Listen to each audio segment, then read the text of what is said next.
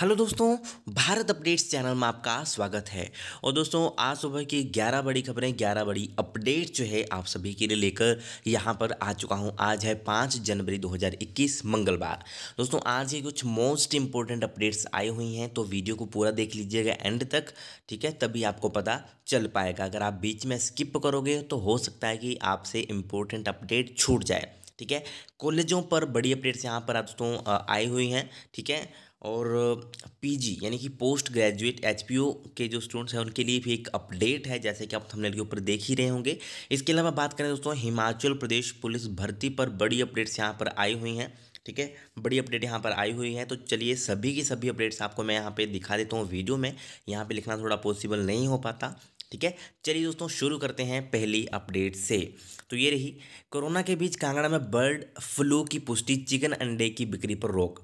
पोंग बांध अभयारण्य में सैकड़ों पक्षियों की मौत मामले में पॉजिटिव आई सैंपल रिपोर्ट। तो हिमाचल प्रदेश में कोरोना वायरस के बीच पोंग बांध अभयारण्य में सैकड़ों पक्षियों की मौत मामले में बर्ड फ्लू की पुष्टि हो गई है। भोपाल और बरेली से आई सैंपल रिपोर्ट के मुताबिक मृत पक्षियों में एवियन इन्फ्लुएंजा वायरस पाया गया है। कांगड़ा जिला प्रशासन ने देहरा, ज्वाली, इंदौर और फतेहपुर उपमंडल में चिकन, अंडे, मछली समेत पोल्ट्री उत्पादों को बेचने पर रोक लगा दी है। पोंग बांध के किनारे निरीक्षण टीमें तैनात की गई हैं। लाउडस्पीकर से लोगों को जागरूक किया जा रहा है। पोंग बांध के 1 किलोमीटर के दायरे में आने वाले क्षेत्र को अलर्ट जोन जो है घोषित किया गया है। 9 किलोमीटर क्षेत्र को निगरानी जोन में रखा गया है। इन क्षेत्रों में पर्यटन गतिविधियों, पशुओं को छोड़ने और खेतीबाड़ी जैसी गतिविधियों पर पाबंदी रहेगी। आदेशों की अवहेलना करने पर 50,000 रुपये जुर्माना जो है लगाया जाएगा। यह जानकारी उपायुक्त राकेश प्रजापति ने सोमवार को वन्य प्राणी विभाग और पशुपालन विभाग के अधिकारियों के साथ जो है आयोजित अहम बैठक में के बाद दी। तो ये कुछ दोस्तों यहाँ पे अपडेट है। देहरा, ज्वाली, इंदौर और फतेहपुर उपमंडल में खेतीबाड़ी, पर्यटन गतिविधियों पर रोक। 505 और पक्षियों की मौत।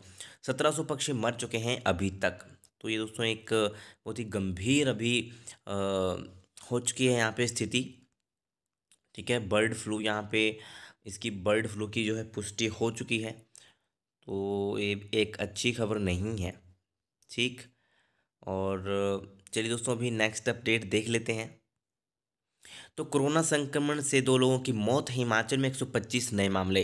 दोस्तों, कहाँ पे कितने केसेस आए हैं? तो हिमाचल में जो है सोमवार को कोरोना वायरस के 125 नए केसेस सामने आए हैं। सिरमौर में 14, बिलासपुर में 8, चंबा में 8, हमीरपुर में 12, ऊना में 4, सोलन में 28, शिमला में 13, मंडी में 16, कांगड़ा में 18, कुल्लू में 3, किन्नौर में 2, लाहौल में 1 नया मामला सामने आया है। इसके साथ ही प्रदेश में संक्रमित कोरोना संक्रमितों का कुल आंकड़ा जो है 55,808 पहुंच गया है। 1,646 सक्रिय मामले हैं। अब तक 53,180 मरीज ठीक हो चुके हैं।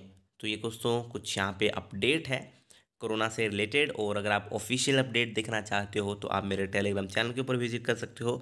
वहाँ पर जो है दोस्तों आपको बताना चाहूँगा कि 3 बार कोरोना की ऑफिशियल अपडेट आती है, मैं वहाँ पर अपलोड कर देता हूँ अपने टेलीग्राम चैनल के ऊपर। इसके अलावा जो कोई भी आपको मैं पीडीएफ या नोटिफिकेशन या कुछ भी दिखाता हूँ वीडियो में, तो वो भी आपको मेरे टेलीग्राम चैनल के ऊपर मिल जाएगा। तो टेलीग्राम चैनल के ऊपर विजिट कर लीजिए, वहाँ पर आप ज्वाइन कर लीजिए, सब कुछ आपको वहाँ पे डाउनलोड हो जाएगा, कर सकते हो, आप देख सकते हो, ठीक है।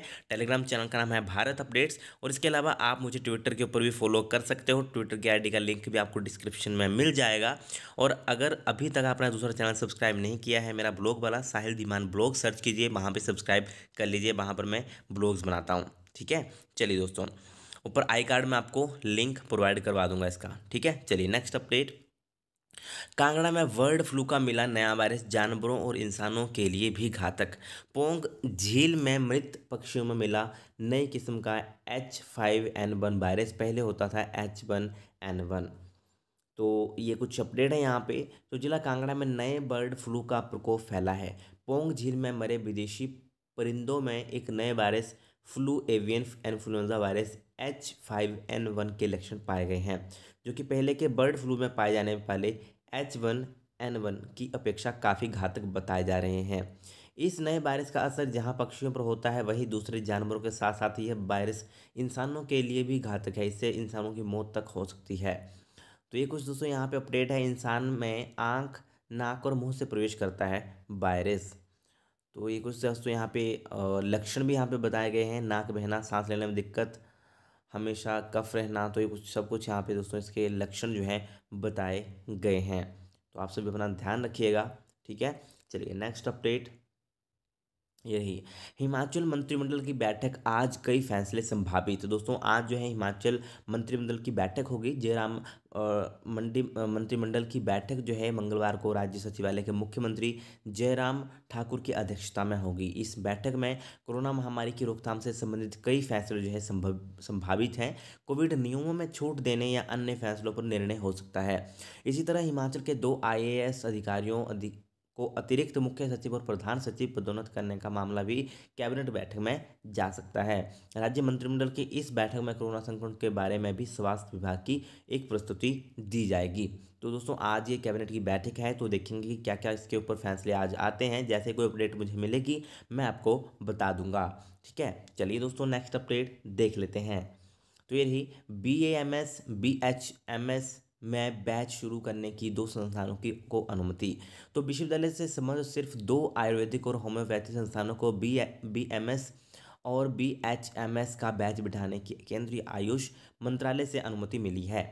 विश्वविद्यालय ने इन दोनों कॉलेजों में प्रवेश के लिए श्रेणीवार मेरिट जारी कर दी है। इन कॉलेजों में स्नातकोत्तर महाविद्यालय पपरोला की 75, BAMS और सोलन कॉलेज ऑफ होम्योपैथी की 75 सीट पर प्रवेश के लिए 7 जनवरी को अलॉटमेंट लिस्ट जो है विश्वविद्यालय जो है जारी करेगा, ठीक है। तो ये दोस्तों यहाँ पे एक इम्पोर्टेंट अपडेट है। चलिए अभी नेक्स्ट अपडेट देख लेते हैं। दोस्तों ये हिमाचल में 283 उम्मीदवारों के नामांकन रद्द, छंटनी प्रक्रिया जारी, 88,000 से ज़्यादा आए हैं नामांकन। कल नाम वापस ले सकेंगे प्रत्याशी, 17, 19 और 21 को होगा मतदान। तो ये कुछ दोस्तों यहाँ पे अपडेट है। और हिमाचल प्रदेश में जो पंचायती राज संस्थाओं के चुनाव के लिए 88,510 उम्मीदवारों के नामांकन सही पाए गए हैं। छंटनी प्रक्रिया में 283 उम्मीदवारों के नामांकन पत्र रद्द हो गए हैं। और प्रदेश की 3,615 पंचायतों में प्रतिनिधि चुनने के लिए 17, 19 और 21 जनवरी को मतदान होगा। तो ये कुछ दोस्तों यहाँ पे अपडेट है। और बाकी आप यहाँ पे देख सकते हो, जो पढ़ना चाहो पढ़ सकते हो, ठीक है। चलिए दोस्तों नेक्स्ट अपडेट देख लेते हैं। तो ये रही, पुलिस भर्ती में आयु सीमा में मिले छूट। तो दोस्तों यहाँ पर एक अपडेट है। दोस्तों मुझे भी बहुत सारे यहाँ पे कमेंट आ रहे थे, ईमेल्स आ रही थी कि इस बार जो पुलिस जैसे कि आपको पता है कि पुलिस भर्ती का नोटिफिकेशन कभी भी आ सकता है, ठीक है। जनवरी में आ सकता है आपका नोटिफिकेशन, ठीक है। पुलिस भर्ती जो कांस्टेबल की भर्ती होने वाली है अभी जो, ठीक है। तो उसके बारे में मुझे भी यहाँ पे ईमेल्स आ रही थी कि इस बार क्या आयु भर्ती जो है आयु सीमा में छूट मिलेगी। जैसे किसी की कोरोना की वजह से मतलब डेट हो गई किसी कैंडिडेट की, ठीक है। तो उसको क्या छूट मिलेगी, यहाँ पे आयु में एज में छूट मिलेगी उनको। तो उसके बारे में यहाँ पे कहा गया है दोस्तों, ठीक है। तो अभी नोटिफिकेशन में, उसमें तो नोटिफिकेशन में ही पूरा क्लियर होगा कि छूट मिलेगी या नहीं मिलेगी। बट यहाँ पर उन्होंने ये कह दिया है, ठीक है, ये बोल दिया उन्होंने।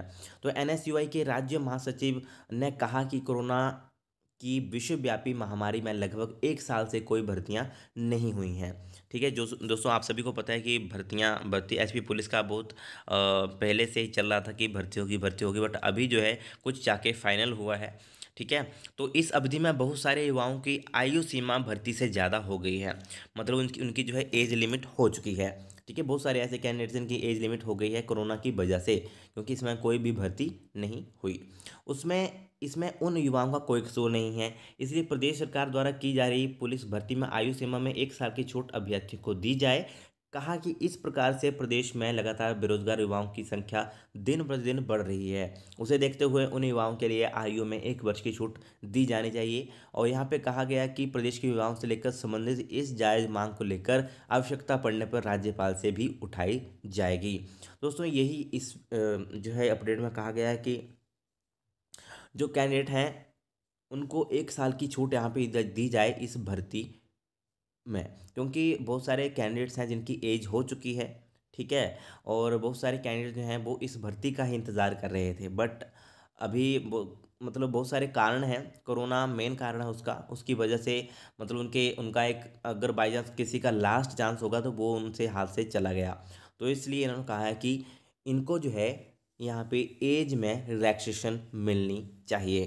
ठीक है, तो दोस्तों आप सभी भी कमेंट करके नीचे बताना कि यहाँ पे एज लिमिट जो एज है उसमें रिलैक्सेशन मिलनी चाहिए या नहीं मिलनी चाहिए।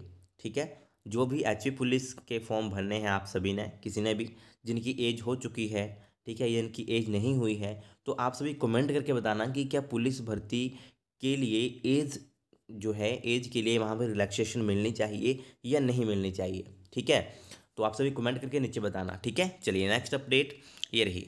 अगले सत्र से लागू किया जाएगा बीकॉम ऑनर्स का सिलेबस। तो हिमाचल प्रदेश विश्वविद्यालय बीकॉम और बीकॉम ऑनर्स के लिए नए सिलेबस को अगले सत्र से लागू करेगा। ठीक है, इस सत्र से नहीं होगा, अगले सत्र से लागू होगा। ठीक है, सिलेबस को board of studies academic council से पास करवाने में लगे समय के कारण फैसला लिया गया है। विश्वविद्यालय से संबद्ध कॉलेजों की ओर से नए सिलेबस को अगले सत्र से ही लागू किए जाने की मांग की जा रही थी। तो नेक्स्ट सेशन से जो है दोस्तों आपका बीकॉम और बीकॉम ऑनर्स का सिलेबस जो है चेंज किया जाएगा। ठीक है, नया सिलेबस आपको मिलेगा। ठीक है, चलिए नेक्स्ट अपडेट ये रही। नर्सिंग कोर्स की पहली आवंटन सूची 19 को होगी जारी। तो विश्वविद्यालय ने पोस्ट बेसिक नर्सिंग कोर्स में प्रवेश के लिए शनिवार मेरिट लिस्ट जारी करने के बाद काउंसलिंग को ऑनलाइन आवेदन आमंत्रित किया है। इसके लिए विश्वविद्यालय की वेबसाइट पर आवेदन का लिंक दिया गया है। 100 रुपये के शुल्क के साथ आवेदन किया जा सकेगा। और ये कुछ यहाँ पे अपडेट है दोस्तों। ठीक है, और उसके बाद आपको लेटर मिलेगा, अलॉटमेंट लेटर मिलेगा, वही बीएड के जैसे ही है सेम। ठीक है, चलिए नेक्स्ट अपडेट पूरा आप यहाँ पे पढ़ सकते हो। ये रही, इस बार दोस्तों मार्च में पीजी परीक्षा करवाने की तैयारी। तो दोस्तों आप सभी तैयार हो जाइए, रेडी हो जाइए, क्योंकि आई थिंक मेरे हिसाब से जैसे ही जो यूजी वालों के एग्ज़ाम ख़त्म होंगे उसके साथ ही आपके एग्ज़ाम स्टार्ट हो जाएंगे, जैसा कि इस बार हुआ है। ठीक है, जैसे ही अंडर ग्रेजुएट यानी कि बीए बीएससी बीकॉम के अगर फरवरी में मिड में अगर उनके एग्ज़ाम हो जाते हैं स्टार्ट, तो मार्च तक उनके एग्ज़ाम ख़त्म हो ही जाएंगे। ठीक है, क्योंकि इस बार लेट हैं बहुत, तो वो जल्दी जल्दी ही एग्ज़ाम इस बार कंडक्ट करवाएंगे।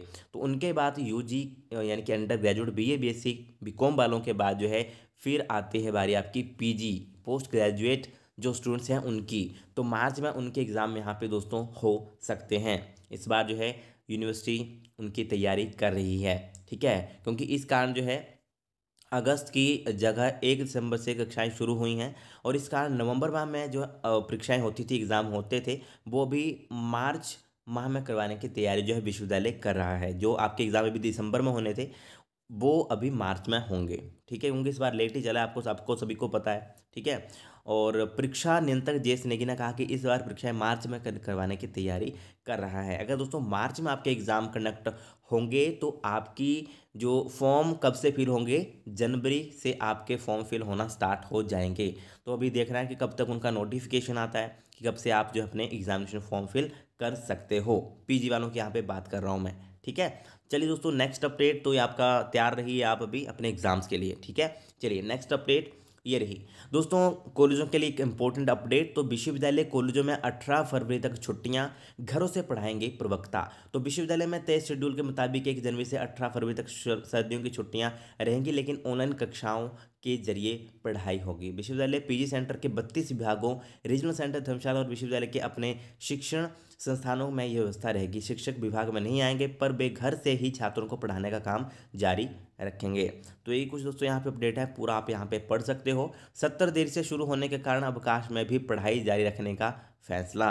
तो छुट्टियों के दौरान भी आपकी पढ़ाई जो है दोस्तों जारी रहेगी। ठीक है दोस्तों, ये थी आज की कुछ मोस्ट इंपोर्टेंट अपडेट्स। और अगर आपको ये वीडियो अच्छी लगे तो लाइक शेयर और चैनल को सब्सक्राइब जरूर करिएगा मेरे लेटेस्ट अपडेट्स के लिए। Thank you.